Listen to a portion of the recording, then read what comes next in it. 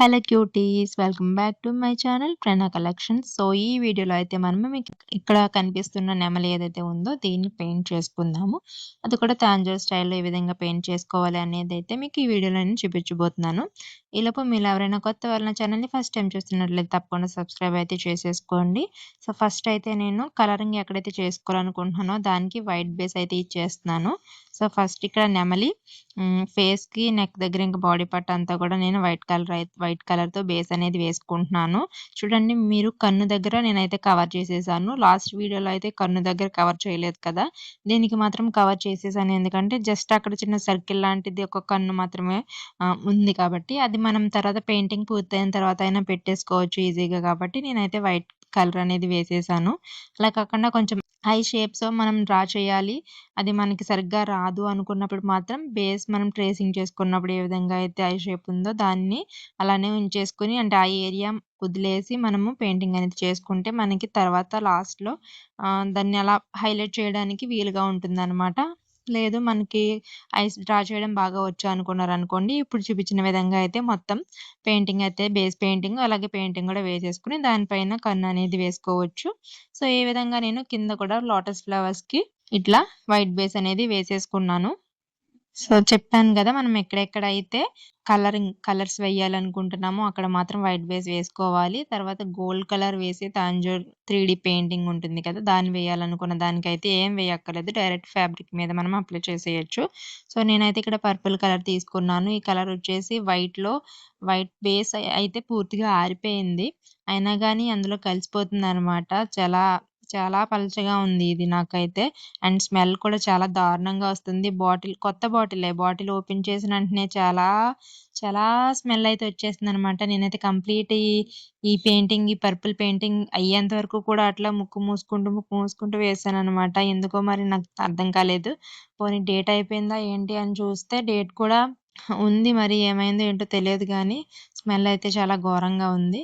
So అందుకనే first అయితే నేను మళ్ళీ వైట్‌లో కలిసిపోతుందని చెప్పేసి అంతా కూడా ఈ పర్పుల్ కలర్ అనేది ఒకసారి ఫస్ట్ అప్లై చేసేసి, తర్వాత మళ్ళీ సెకండ్ టైమ్ తీసుకొని అప్లై చేస్తూ, అప్పుడు వైట్ అనేది మధ్య మధ్యలో ఇచ్చుకుంటూ షేడింగ్ అనేది ఇచ్చాననమాట. అంటే ఎండింగ్‌లో మనకి చివర్ల ఈ విధంగా పర్పుల్ డార్క్‌గా రావాలి. అలాగే మధ్యలో మనకి వైట్ మిక్స్ చేసాం కాబట్టి లైట్ కలర్‌లో వస్తుంది. సో, ఆ విధంగా అయితే షేడింగ్ అనేది చేసుకోవాలి. ఇంకా రెక్క దగ్గర వచ్చేసి నేను ఇండియన్ రెడ్ అయితే ఉంటుంది కదా! సో, ఆ కలర్ తీసుకొని వేసుకున్నాను. అండ్ మీకు నచ్చిన కలర్స్ అయితే వేసుకోవచ్చు. ఇక్కడ నేను చూపించిన కలర్సే వేయాలని ఏం లేదు. మీకేది కావాలి మీ బ్లౌజ్‌కి, మీ డ్రెసెస్‌కి తగ్గట్టు ఏ కలర్ కావాలి అనుకుంటే మీరు ఆ కలర్ కాంబినేషన్స్ అయితే ట్రై చేయొచ్చు. సో, నెమలి అయితే నాకు చూడ్డానికి చాలా బాగా కనిపిస్తుంది. సో, పూర్తిగా తయారైన తర్వాత చూద్దాము ఎలా వచ్చింది ఏంటి అనేది. సో, మీరు కంప్లీట్‌గా పెయింటింగ్ నేర్చుకోవాలి అనుకుంటే మాత్రం ఎక్కడ కూడా వీడియో అనేది స్కిప్ చేయకుండా చూడండి. సో, మీకు అర్థమవుతుందనమాట. స్టెప్ బై స్టెప్ ప్రాసెస్ ఏంటి, నేను ఎలా చేస్తున్నాను ఏంటి అనేది మీకు తెలుస్తుంది. సో, ఇప్పుడైతే నేను గోల్డ్ కలర్‌తో వేసుకుంటున్నాను.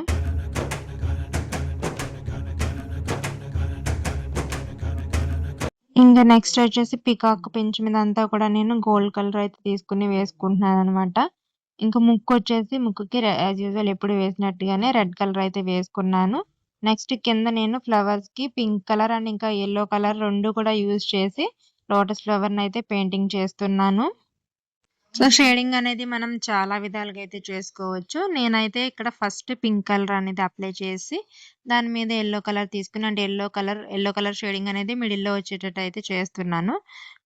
మిగిలిన ఎడ్జెస్‌లో వచ్చేసి పింక్ కలర్ వచ్చేలాగైతే చేస్తున్నాననమాట. మీరు ట్రై చేయండి. ఇంకా డిఫరెంట్ డిఫరెంట్ టెక్నిక్స్ కూడా చాలానే ఉంటాయి.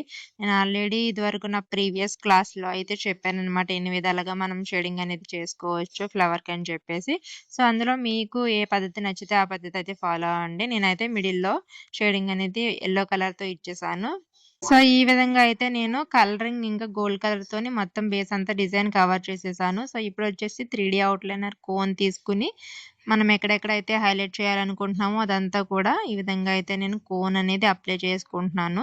సో, ఫస్ట్ అనేది మనకి ఇప్పుడిప్పుడే స్టార్ట్ చేస్తున్నాం కాబట్టి కొంచెం ఫ్లోయింగ్ అనేది అంత మంచిగా నీట్‌గా రాకపోవచ్చు. బట్ పర్వాలేదు. మనం ప్రాక్టీస్ చేసే కొద్దీ కూడా అదైతే మనకి నీట్‌గా వచ్చేస్తుంది. సో, ఫస్ట్ మొదలుపెట్టిన వెంటనే ఏది వచ్చేది కదా! పర్లేదు మనం అట్లా అని ట్రై చేస్తూ ఉన్నామనుకోండి కంప్లీట్‌గా మనకి ఫ్లోయింగ్ అనేది ఎక్కడ కూడా స్టాప్ లేకుండా నీట్‌గా అయితే వస్తుంది. సో, ప్రాక్టీస్ అనేది కావాలి చాలానే. సో, ఇలా నేను వెంటనే అది 3 ఔట్‌లైనర్ వేసుకున్న వెంటనే మనకి ఎక్కడెక్కడ కావాలనుకుంటున్నామో అక్కడ స్టోన్స్ అయితే అంటించేసుకోవాలనమాట. మీకు మళ్ళీ చెప్తున్నాను. సో, ఇక్కడైతే దీనికి సెల్ఫ్ గ్లూ అయితే ఉంటుంది 3 కోన్‌లోనే. సో, అందుకని మనం అది పెట్టేసి దానిపైన మనకు కావాల్సిన స్టోన్స్ అనేవి పెట్టేసుకోవచ్చనమాట. సెపరేట్‌గా మళ్ళీ వేరే గ్లూ అనేది అప్లై చేయాల్సిన అవసరం అయితే లేదు.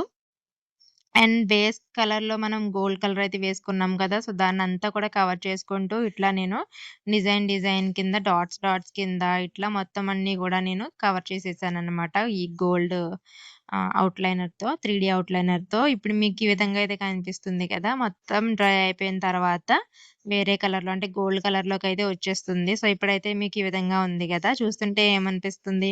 నీట్‌గా వచ్చిందా? లేదంటే ఏంటి ఏదో తేడాగా ఉన్నట్టు అనిపిస్తుందా? సో, అలా ఏమనుకోకండి. మనకి ఒక్కసారి ఇది బాగా డ్రై అయిపోయిన తర్వాత, మనం వేసిన ప్రతి డీటెయిలింగ్ కూడా మనకి కనిపిస్తుందనమాట. గానీ ఆరడానికి మాత్రం చాలా అంటే చాలా టైం కావాలి. మీరు ఓవర్ నైట్ అయితే వదిలేస్తే చాలా మంచిదనమాట. మనకి కంప్లీట్‌గా అయితే డ్రై అయిపోతుంది. మామూలుగా అయితే ఒక 4 అవర్స్‌లో అయిపోతుంది గానీ, మనం నైట్ టైమ్ అలా పెట్టేసుకొని వదిలేసుకుంటే, ఇంకా మనకి బెటర్ అనమాట. నైట్ ఎలాగో మనం వర్క్స్ చేయము కాబట్టి. ఆ టైంలో మనం పెట్టుకొని వదిలేసామనుకోండి, అది హాయిగా నైట్ అంతా కూడా ఆరిపోతుంది. పొద్దున్నకి మళ్ళీ మనం కావాలనుకున్న వర్క్ అయితే చేసుకోవచ్చు. సో, ఈ విధంగా అయితే నేను పైన పించానికి అంతా అప్లై చేసిన తర్వాత కింద లోటస్ ఫ్లవర్స్ అయితే ఉన్నాయి గదా! దానికి కూడా స్టోన్స్ అనేవి అప్లై చేసేసుకొని బోర్డర్‌లో పింక్ కలరు 3 ఔట్‌లైనర్ అయితే ఇచ్చేసాననమాట. అండ్ ఇక్కడ రెక్క ఏదైతే ఉండిందో దానికి ఈ విధంగా బ్లాక్ కలర్ తీసుకొని ఇట్లా స్కాలప్స్ ఉంటాయి కదా! చిన్న స్కాలప్స్ అయితే ఇచ్చేస్తున్నాననమాట. మనకి ఈ ప్యాటర్న్స్ కూడా చాలా ఉంటాయి. నేను ముందు వీడియోస్‌లో మీకు ఓన్లీ ప్యాటర్న్స్ అనేవి చేసి పెడతాను నేను.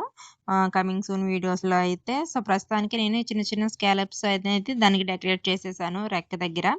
నెక్స్ట్ చూడండి కింద మనము ఆల్రెడీ ఇందాక 3 ఔట్‌లైనర్ పెట్టుకున్నాం కదా! అది పెట్టుకొని పైన మనం వర్క్ చేసేటప్పుడు చాలా జాగ్రత్తగా ఉండాలనమాట. సో, చూడండి నేనిప్పుడు స్కాలప్స్ అయితే వేశాను గదా! అది వేస్తున్న సమయంలో ఈ కింద ఏదైతే నేను చేశానో 3 ఔట్‌లైనర్ అనేది నా చేతికి అంటుకుపోయి అక్కడ కొంచెం డ్యామేజ్ అయితే అయ్యింది. సో, దాన్ని కొంచెం దగ్గరగా క్లీన్ చేసేసుకొని మళ్ళీ ఇంకొకసారి అయితే అప్లై చేసేసుకున్నాననమాట. సో, 3 ఔట్‌లైనర్ పెట్టినప్పుడు అందుకనే చెప్తున్నాను మాక్సిమం దాన్ని కదల్చకుండా ఉండడమే చాలా బెటర్ అనమాట. సో, మనకంత వర్క్ అయిపోయింది అనుకున్నప్పుడు ఇది పెట్టుకోవాలి. లేదంటే మనం పైనుంచి పెట్టుకుంటూ వచ్చి కిందకి వర్క్ చేసుకుంటే పర్వాలేదు. కింద వర్క్ చేసి కింద 3 ఔట్‌లైనర్ ఇచ్చేసి మనం పైన వర్క్ చేస్తున్నామనుకోండి, ఇదిగో ఇప్పుడు నాకు అంటుకున్న విధంగానే మనకి పెయింట్ అనేది 3 ఔట్‌లైనర్ అయితే అంటుకుపోతుందనమాట. సో, చూడండి ఇప్పుడైతే మీకు చూపిస్తున్నాను కదా! కంప్లీట్‌గా డ్రై అయిపోయింది. ఓవర్ నైట్ అంతా కూడా డ్రై అయిపోయిన తర్వాత ఈ విధంగా అయితే ఉంటుంది. సో, ఇప్పుడు నేను ఔట్‌లైన్స్ అయితే ఇస్తున్నాననమాట బ్లాక్ కలర్‌తోని. లాస్ట్ వీడియోలో నెమలికైతే నేను ఫస్ట్ ఔట్‌లైన్స్ ఇచ్చేసి దానిపైన 3 ఔట్‌లైనర్ అనేది వేశాను గోల్డెన్ కలర్‌ది. సో, ఇప్పుడైతే ఫస్ట్ 3 ఔట్‌లైనర్ అనేది ఇచ్చేసుకున్న తర్వాత డీటెయిలింగ్ పార్ట్ బ్లాక్ కలర్‌తో ఔట్‌లైన్స్ అనేది ఇప్పుడిస్తున్నాను. సో, చూడండి మీకు ముందు ఏ విధంగా అయితే కనిపిస్తుందో, దానికి మనం బోర్డర్స్ ఇచ్చిన తర్వాత కంప్లీట్‌గా లుక్ అనేది చేంజ్ అయిపోతుందనమాట. ఫస్టు అలా డీటెయిలింగ్ ఏమి ఇవ్వకుండా ఉన్నదానికి, దీనికి చాలా తేడా అయితే ఉంటుంది. సో, అందుకనే మనము ఇట్లా ఔట్‌లైన్స్‌తో అనేది ఇచ్చుకోవడం చాలా ఇంపార్టెంట్ అనమాట. ఎక్కడెక్కడైతే మనం డీటెయిలింగ్ ఇవ్వాలనుకుంటున్నామో దానంతటికి కూడా ఈ విధంగా అయితే ఔట్‌లైన్స్ ఇచ్చేసుకోవాలి. సో, నేనైతే 00 బ్రష్ అయితే తీసుకున్నాను రౌండ్ షేప్‌లో.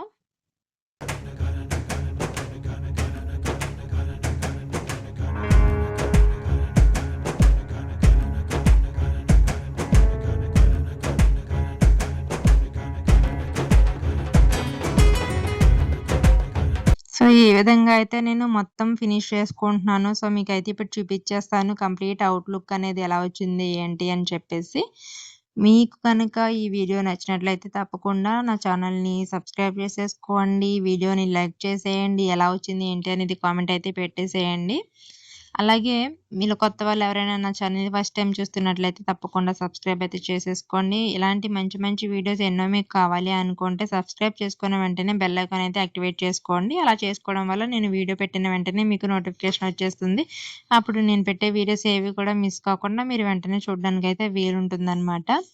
సో, ఇంకా డీటెయిలింగ్ పార్ట్‌లో అవుట్‌లైన్స్ అంతా కూడా మన ఇష్టం అనమాట. ఏ విధంగా ఇవ్వాలనుకుంటున్నాము ఏంటి అనేది మీకు నచ్చినట్టుగా అయితే డీటెయిలింగ్ అనేది ఇచ్చేసుకోవచ్చు. నేనైతే ఈ విధంగా కంప్లీట్ చేశాను. సో, మీకెలా అనిపించింది? మీరు ఇంకా డిఫరెంట్‌గా ట్రై చేయాలనుకుంటే అలా కూడా ట్రై చేయొచ్చనమాట.